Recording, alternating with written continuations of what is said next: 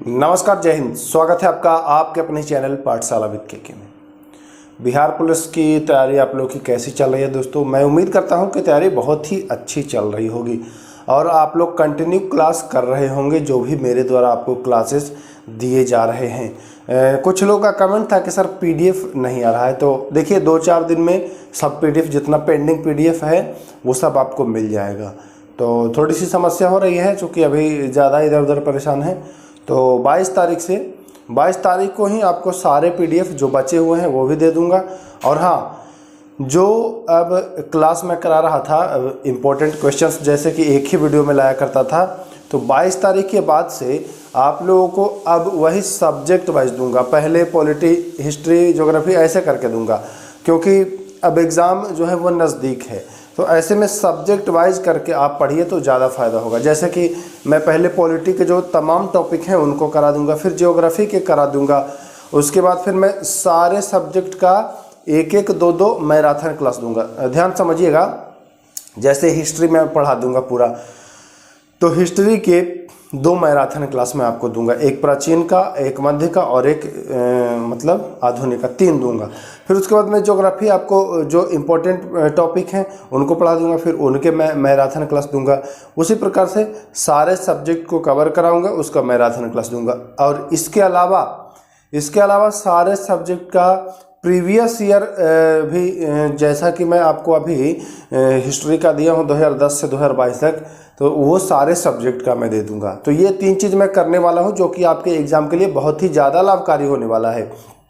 तो अगर चैनल पर नए हैं तो जुड़ जाइए। और पहले एक बात और मैं बता दूँ, बिहार पुलिस 2010 से 2022 तक हिस्ट्री के जितने भी प्रश्न पूछे गए हैं उस पर मैं वीडियो बना चुका हूँ। बहुत सारे लोगों ने देखा है। अगर अभी तक आप लोगों ने नहीं देखा है तो देख लीजिए, वीडियो का लिंक डिस्क्रिप्शन में दे दूंगा, या फिर यहाँ पर आपको थंबनेल दिख रहा होगा, उस थंबनेल को देखिए और जाइए सर्च करिए, आपको मिल जाएगा। तो ज़्यादा वक्त ना गवाते हुए मैं अब शुरू करता हूँ। आज का जो क्लास है वह जीव विज्ञान का है। 50 जीव विज्ञान यानी बायोलॉजी के अति महत्वपूर्ण प्रश्न हैं जो बिहार पुलिस में आपको देखने को मिलने वाले हैं। तो बिना वक्त गवाए हुए फटाफट अंदाज में शुरू करते हैं। देखिए पहला प्रश्न, किसे जीवित जीवाश्म भी कहा जाता है? किसे जीवित जीवाश्म भी कहा जाता है? अगर आंसर आता है तो कमेंट भी कर दीजिएगा। तो साइकस को, जी हाँ, साइकस को जीवित जीवाश्म भी कहा जाता है। जी हाँ, साइकस को जीवित जीवाश्म कहा जाता है। लहसुन प्याज किस कुल का पौधा? अच्छा, पौधों का कुल पूछ देता है। कभी पूछेगा कि फला पौधा किस कुल का है, और इसमें पूछा है लहसुन और प्याज किस कुल का पौधा है। तो लहसुन और जो प्याज हैं वह लिलिएसी, जी हाँ, लिलिएसी कुल का पौधा है। तो ये भी ध्यान दीजिएगा। 3 नंबर प्रश्न की बात करें, किसे जंगल का पिता कहा जाता है? जंगल का पिता किसे कहा जाता है? तो जंगल का पिता जो है वह सिकोया को कहा जाता है। सिकोया को जंगल का पिता कहा जाता है। सबसे लंबा वृक्ष है ये, इसी वजह से इसको जंगल का पिता कहा जाता है, ये भी ध्यान दीजिएगा।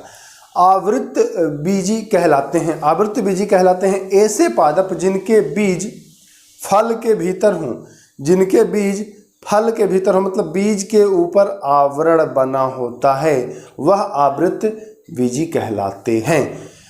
अनावृत बीजी, अनावृत बीजी में होता क्या है कि इनके बीज के ऊपर कोई भी आवरण नहीं होता है।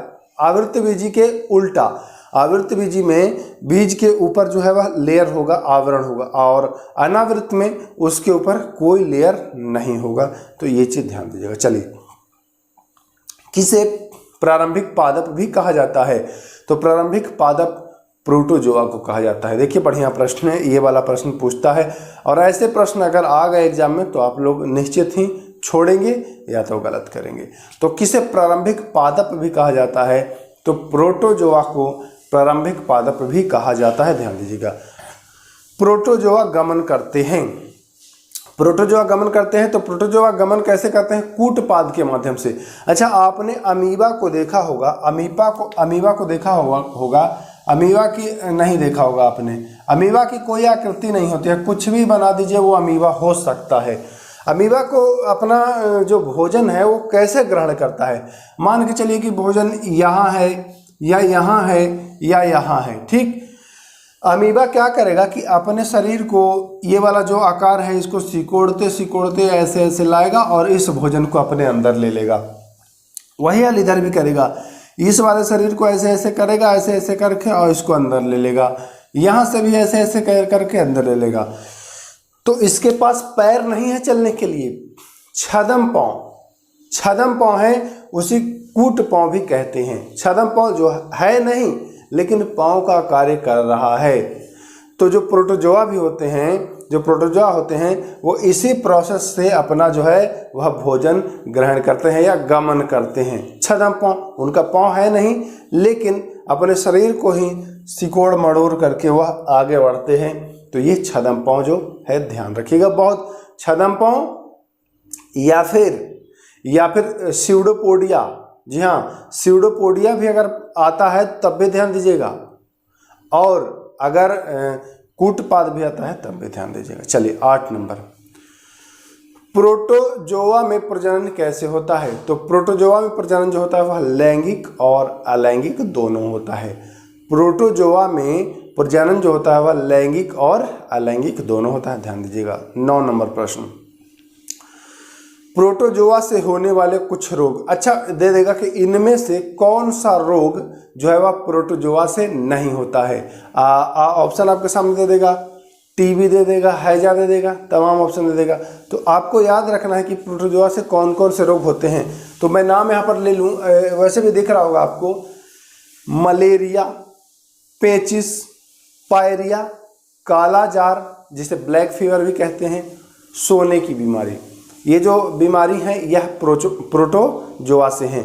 मलेरिया, पेचिस, पायरिया जो मसूड़ों में होता है, और काला जार यानी ब्लैक फीवर, और सोने की बीमारी, ये जो हैं ये प्रोटोजोआ से हैं। तो ध्यान रखिए, कम से कम इतना आपको याद रखना है। प्रश्न संख्या 10, कौन जंतु जगत का सबसे बड़ा संघ है? जी हाँ, जंतु जगत का सबसे बड़ा संघ तो आर्थ्रोपोडा है। जी हाँ, जंतु जगत का सबसे बड़ा संघ तो बताएंगे आर्थ्रोपोडा। इसके अंतर्गत कौन कौन आते हैं? मकड़ी आएगा, तितली आएगा, केकड़ा आएगा, बिच्छू आएगा, ये सब जो है आर्थ्रोपोडा के अंतर्गत आते हैं। तो ये भी ध्यान दीजिएगा। देखिए 11 नंबर प्रश्न आ ही गया। आर्थ्रोपोडा के अंतर्गत आते हैं मकड़ी, तितली, केकड़ा, बिच्छू, चींटी, झींगा मछली और मच्छर। ये जो सारे हैं यह आर्थ्रोपोडा के अंतर्गत आते हैं। इनकी संख्या भी बहुत ज़्यादा है, इसलिए यह जंतु जगत का सबसे बड़ा संघ कहलाता है। तो यहाँ पर ध्यान देने की बात है। ईस्ट क्या है? तो ईस्ट एक प्रकार का कवक है। ईस्ट क्या है? ऑप्शन देगा ईस्ट क्या है, या फिर लिख देगा ईस्ट है, कवक है, वायरस है, ऐसे करके ऑप्शन दे देगा। तो आप बताएंगे ईस्ट जो है एक प्रकार का कवक है, ध्यान रखिएगा। चलिए 13 नंबर प्रश्न की बात कर ले तो हाँ, लिटमस पत्र बना होता है। आपने पढ़ा कि अम्ल जो है वह नीले लिटमस को लाल कर देता है। तो यह जो लिटमस है, लिटमस जो पेपर है, यह किसका बना होता है? तो यह लिटमस पेपर जो है वह लाइकेन का बना होता है। किसका बना होता है? लाइकेन का। लाइकेन को कहीं आपको लीचेन लिखा हुआ मिल जाएगा, हिंदी में अगर मिलेगा तो उसको लीचेन लिखा हुआ मिल जाएगा। तो आप गड़बड़ाइएगा मत, उसी को लाइकेन को ही लीचेन लिख दिया जाता है। लाइकेन किसका सहचर्य है? लाइकेन जो है वह एक सिम्बायोटिक रिलेशन का परिणाम है। सिम्बायोटिक रिलेशन का परिणाम है लाइकेन। यह शैवाल और कवक के सहजीवी संबंध से ही लाइकेन का निर्माण होता है। तो पूछता है कि लाइकेन किसका सहचर्य संबंध है? तो लाइकेन जो है वह शैवाल और कवक का सहचर्य है। निम्नलिखित में से कौन स्वपोषित है? निम्नलिखित में से कौन स्वपोषित है? तो निम्नलिखित में क्या, यहाँ पर एक ही आंसर ही है, शैवाल जो है वह स्वपोषित है, ध्यान दीजिएगा। चिलगोजा निम्न में से किसके बीज से प्राप्त होता है? तो चिलगोजा जो है वह पाइन के बीज से प्राप्त होता है। किसके बीज से? पाइन से प्राप्त होता है चिलगोजा, ये भी ध्यान दीजिएगा। चिलगोजा पाइन से प्राप्त होता है। चलिए, सबसे लंबा जीवित वृक्ष कौन है? देखिए ऑप्शन भी इसमें दे दिया गया है, सिकोया, यूकेलिप्टस, देवदार और खजूर। तो आपको पता है कि सबसे लंबा जो वृक्ष है वह है सिकोया। इसी वजह से इसे जंगल का पिता भी कहा जाता है, सिकोया को। तो ये भी ध्यान देना है आपको, है ना। चलिए 18 नंबर प्रश्न, पौधे जो नमक युक्त मिट्टी में उगते हैं उसे क्या कहा जाता है? तो जो नमकीन मिट्टी में उगते हैं उन्हें हैलोफाइट कहते हैं। क्या कहते हैं बच्चों? हैलोफाइट। वह पौधे जो नमक युक्त मिट्टी में उगते हैं, नमकीन मिट्टी में उगते हैं, उन्हें हैलोफाइट कहा जाता है। 19 नंबर प्रश्न, विज्ञान के नामकरण में किस भाषा का प्रयोग किया जाता है? तो वह जो भाषा है वह लैटिन भाषा है। कौन सी भाषा है? लैटिन भाषा का प्रयोग किया जाता है। अगला प्रश्न चलते हैं 20 नंबर। कौन एक कोशिकीय जीव का उदाहरण है? तो प्रोटोजोआ जो है वह एक कोशिकीय जीव का उदाहरण है। प्रोटोजोआ एक कोशिकीय जीव का उदाहरण है। उसी प्रकार से अमीबा भी है, एक कोशिकीय ही जीव है, ये भी ध्यान दीजिएगा। मछली किस अंग द्वारा श्वसन करती है? तो मछली जो है वह गलफड़े के द्वारा श्वसन करती है। कैसे करती है? गलफड़ा से श्वसन करती है। भारत का राष्ट्रीय जलीय जीव कौन है? तो भारत का जो राष्ट्रीय जलीय जीव है वह गंगे डॉल्फिन। जी हाँ, भारत का जो राष्ट्रीय जलीय जीव है वह गंगे डॉल्फिन है। पृथ्वी पर सबसे प्राचीन जीव कौन है? सबसे प्राचीन जीव की बात करते हैं तो आता है नाम नीलहरित शैवाल का। जी हाँ, नीलहरित शैवाल का नाम आता है कि पृथ्वी पर सबसे प्राचीन जीव यही हैं। ये 24 नंबर प्रश्न देखिए, बिहार पुलिस में पूछा गया है, आधुनिक मानव के निकटतम पूर्वज कौन है? तो आधुनिक मानव के जो निकटतम पूर्वज हैं वह है क्रो मैग्नॉन मानव। जी हाँ, क्रो मैग्नॉन मानव हैं आधुनिक मानव के निकटतम जीव।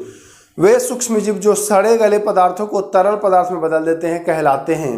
वे सूक्ष्मजीव जो सड़े गले पदार्थों को तरल में बदल देते हैं क्या कहलाते हैं? तो वह अपघटक कहलाते हैं। ध्यान दीजिएगा, अपघटक। कोशिका शब्द का प्रयोग सर्वप्रथम किसने किया था? तो कोशिका शब्द का जो प्रयोग है वह रॉबर्ट हुक ने किया था। कोशिका पर मैं एक वीडियो बनाया हूँ, long detail full detail video, अगर नहीं देखा है तो देख लीजिए। कोशिका से एक भी प्रश्न नहीं छूटेगा, उसको देखने के बाद गारंटी है। किसे कोशिका विज्ञान का जनक कहा जाता है? तो कोशिका विज्ञान का जनक रॉबर्ट हुक को ही कहा जाता है। जीवित कोशिका की खोज किसने करी थी? तो एवी लीवेनहॉक, एंटोनी वॉन लीवेनहॉक ने जीवित कोशिका की खोज करी थी। कोशिका सिद्धांत का प्रतिपादन करने वाले वैज्ञानिक तो स्लाइडेन और स्वान। जी हाँ, कोशिका सिद्धांत का प्रतिपादन करने वाले जो वैज्ञानिक है वह है स्लाइडेन स्वान। देखिए 30 नंबर प्रश्न है, बहुत ही महत्वपूर्ण है। किसे सजीव और निर्जीव के बीच की कड़ी कहा जाता है? सजीव और निर्जीव के बीच की कड़ी तो विषाणु यानी वायरस को कहा जाता है। विषाणु निर्मित होते हैं तो न्यूक्लिक अम्ल से निर्मित होते हैं। कैसे निर्मित होते हैं? न्यूक्लिक अम्ल से। आरबीसी का आकार कैसा होता है? तो आरबीसी का जो आकार है उभयावतल बाइकॉन्केव। जी हाँ, उभयावतल बाइकॉन्केव होता है। प्रोकैरियोटिक कोशिका प्रोकैरियोटिक कहलाते हैं। प्रोकैरियोटिक कौन कहलाते हैं भैया?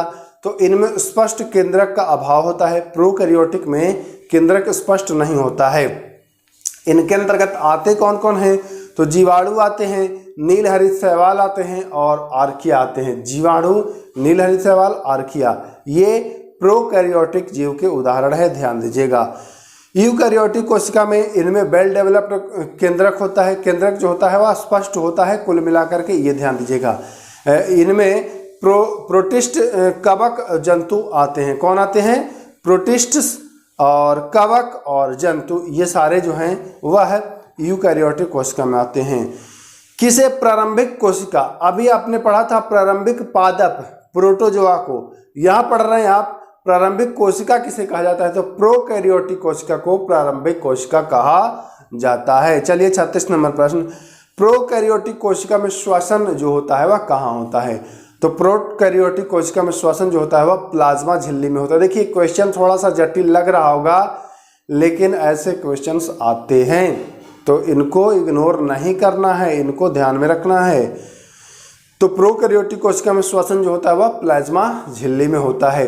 यूकैरियोटिक कोशिका में श्वसन कहाँ होता है भैया? तो यह माइटोकॉन्ड्रिया में होता है। प्रोकैरियोटिक में प्लाज्मा झिल्ली में श्वसन और यूकैरियोटिक में माइटोकॉन्ड्रिया में श्वसन, दोनों ध्यान रखना है।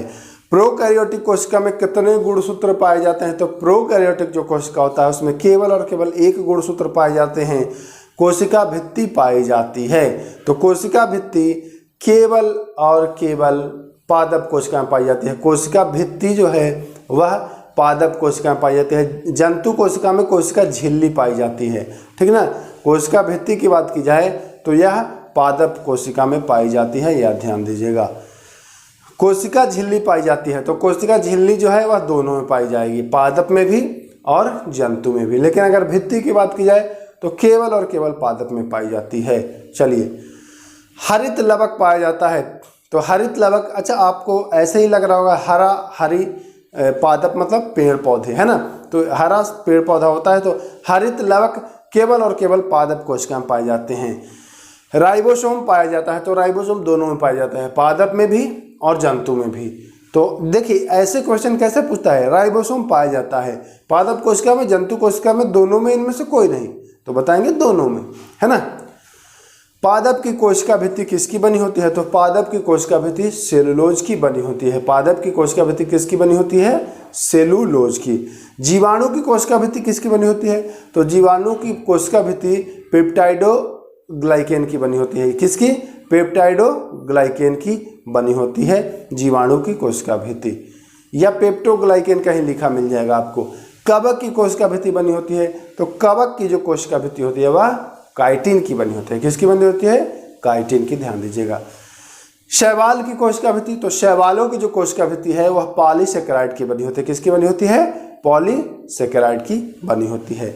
जंतु कोशिका में कार्बोहाइड्रेट संचय किस रूप में होता है, तो जंतु कोशिका में जो संचय होता है कार्बोहाइड्रेट का वह ग्लाइकोजन के रूप में होता है। किसके रूप में, ग्लाइकोजन के रूप में होता है। अच्छा देखिए, अभी हमने जंतु कोशिका में कार्बोहाइड्रेट का संचय देखा ग्लाइकोजन के रूप में। अगर पूछ दे कि पादप कोशिका में कार्बोहाइड्रेट का संचय, तो बताएंगे स्टार्च के रूप में। जंतु कोशिका में ग्लाइकोजन के रूप में और पादप में स्टार्च के रूप में होता है। 49 नंबर, कोशिका में केंद्रक की खोज किसने की है। कोशिका में केंद्रक होता है, यह रॉबर्ट ब्राउन ने बताया। जी हाँ, रॉबर्ट ब्राउन ने बताया। 50वां और आखिरी प्रश्न, गुणसूत्र का क्रियात्मक भाग कहलाता है, तो गुणसूत्र का जो क्रियात्मक भाग है वह जीन कहलाता है। क्या कहलाता है, जीन कहलाता है, ध्यान दीजिएगा। तो मैं उम्मीद करता हूँ क्वेश्चंस आपने देखे होंगे। इसका PDF आपको हमारे टेलीग्राम ग्रुप से मिल जाएगा, तो परेशान मत होना है PDF के लिए। फिर मिलते हैं, नमस्कार, जय हिंद।